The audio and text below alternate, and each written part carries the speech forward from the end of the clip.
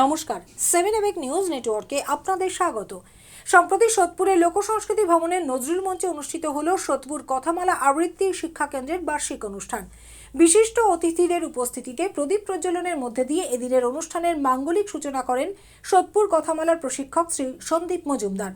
সোদপুর কথামালার এই বার্ষিক অনুষ্ঠানে আমন্ত্রিত অতিথিদের মধ্যে উপস্থিত ছিলেন বিশিষ্ট কবি শ্রী চন্দন নাথ, বিশিষ্ট কবি ও বাচিক শিল্পী শ্রী রামচন্দ্র পাল, শ্রী জ্যোতিষ গোবিন্দ জানা, শ্রী সৌমিত্র ঘোষ সহ অন্যান্য বিশিষ্ট ব্যক্তিবর্গ। এদিনের অনুষ্ঠানে সোদপুর কথামালার শিক্ষার্থীদের বিভিন্ন বিষয়কেন্দ্রিক আবৃত্তির অনুষ্ঠান ছিল নজরকাড়া। বিশেষ করে সোশ্যাল মিডিয়া কিভাবে বর্তমান প্রজন্মকে গভীরভাবে প্রভাবিত করেছে, পারিবারিক সম্পর্কগুলিতে একাকিত্ব বাড়িয়ে তুলেছে, সেই বিষয়ের উপরে ছোটদের উপস্থাপনা মুগ্ধ করে তোলে প্রেক্ষাগৃহে উপস্থিত দর্শকদের।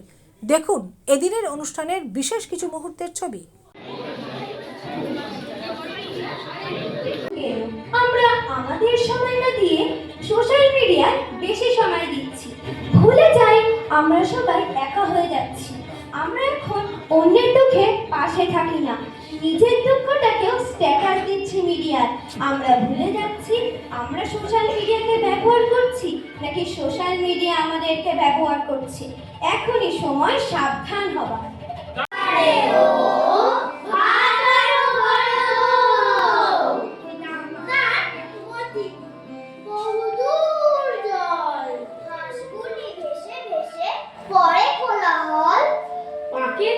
থাকে বক চির লুড়ে চলে, মাছরাঙা চুপ করে পড়ে এসে চলে।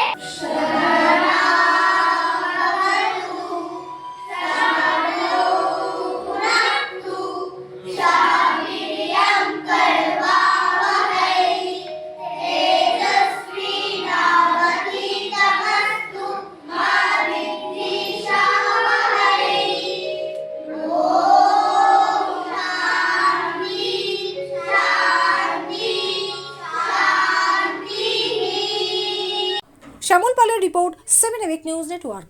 জয় হিন্দ।